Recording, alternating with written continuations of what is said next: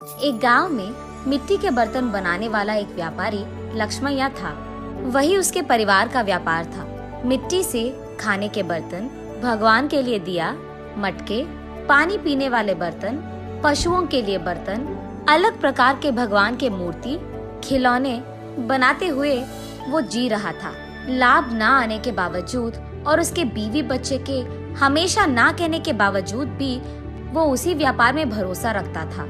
अलग प्रकार के मिट्टी के बर्तन बनाते हुए वो उसी काम में निमग्न हो जाता था। लेकिन समय बदल गया है। पहले की तरह कोई भी अब मिट्टी के बर्तन नहीं खरीद रहा है। इसी कारण कई साल से लक्ष्मैया को 1 रुपए का लाभ भी नहीं है, उल्टा पूरा नुकसान हो रहा है। इसी कारण वो यही हमेशा सोचता था कि काम में कुछ नया करना होगा और उसी सोच में पड़ जाता था। उसको कोई और काम ढूंढने के लिए और 4 रुपए की कमाई घर लाने के लिए कह कहकर थक गई है उसकी पत्नी अन्नपूर्णा।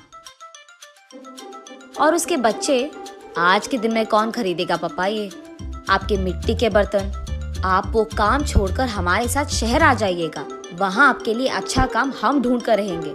ऐसे भी बहुत बार बोलकर देख चुके हैं, फिर भी नहीं माने लक्ष्मैया, और इस कारण बच्चे लक्ष्मैया से कुछ कहना भी बंद कर दिए। एक दिन लक्ष्मैया धूप में काम कर कर के थक कर वही मौजूद मिट्टी के मटके में से पानी लेकर पी रहे होते हैं। हाँ, इस गर्मी के मौसम में ठंडे पानी के लिए मिट्टी के मटके रखते थे।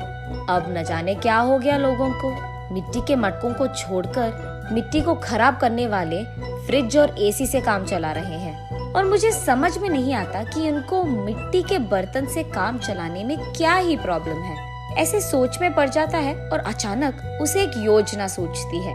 तुरंत उसके बीवी के पास जाकर ऐसे कहता है, सुनो, मुझे एक अच्छा योजना सूझा है। क्या है वो? अगर हम मिट्टी से फ्रिज तैयार करें तो कैसे रहेगा? लगता है मिट्टी में काम कर करके आपका दिमाग भी मिट्टी का बन गया। अरे, ऐसे क्यों कह रही है? तो फिर ये कैसी बात हुई? मिट्टी से फ्रिज कौन बनाता है? पागल हो क्या तुम? अरे, ये बेवकूफी की बात नहीं है।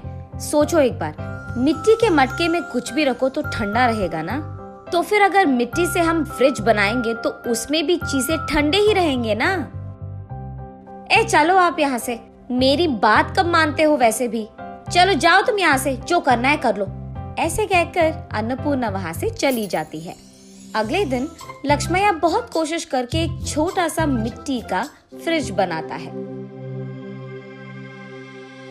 ऐसे ही कुछ फ्रिज तैयार करके उस गांव के बाजार में लेकर जाता है।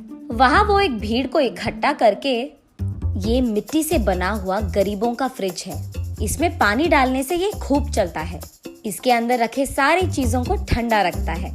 ये 2 परतों में रहता है और बीच में एक खाली जगह रहता है। उसी जगह को हमें पानी से भरना होगा।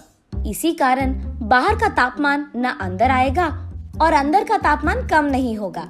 ऐसे वो उसके हाथों से बनाए हुआ मिट्टी का फ्रिज कैसे चलता है ये भीड़ को समझाता है। और क्योंकि उस भीड़ में से कुछ लोगों को ये बहुत अच्छा लगता है, वो लक्ष्मैया के पास फ्रिज को खरीद कर वहाँ से चले जाते हैं। बाकी फ्रिज को लेकर लक्ष्मैया घर पहुँचता है। उस दिन के कमाए हुए पैसों को उसके बीवी के हाथ में रखता है लक्ष्मैया। उन पैसों को देख आश्चर्यचकित होकर अन्नपूर्णा ऐसे कहती है, क्या इतने पैसे मिले आपको इस बार? आज गरीबों का फ्रिज कुछ बिक गए। बाप रे, ये सच है क्या? इसका मतलब तुम्हारे मिट्टी के फ्रिज को खरीदने वाले लोग भी हैं। चलो अच्छा है, कुछ तो आया हाथ में। इतने दिनों में कुछ पैसे तो घर लाए तुम। ये कहकर वो वहाँ से चली जाती है। ऐसे लक्ष्मैया उसके बाद कुछ और मिट्टी के फ्रिज को बनाकर बाजार लेकर जाता है। कुछ दिन बाद सारे जिला में ये बात फैल जाती है कि लक्ष्मैया का गरीबों का फ्रिज बिजली के बिना ही चलती है। इस कारण लोग सारे लक्ष्मैया के घर सीधा पहुंचकर गरीबों के मिट्टी का फ्रिज खरीदकर वहां से चले जाते थे। इसी कारण एक ही झटके में लक्ष्मैया का व्यापार बहुत बढ़ जाता है, लाभ भी मिलते हैं और काम करने के लिए लक्ष्मैया उसके नीचे कुछ लोगों को नौकरी भी देता है। ये सब देख अन्नपूर्णा अपनी आंखों का भरोसा ही नहीं कर पा रही थी।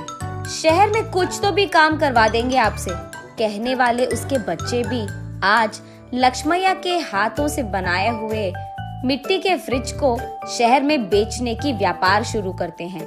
ऐसे लक्ष्मैया को उसके मेहनत का फल मिलता है, वो अमीर बनता है और खुश रहता है।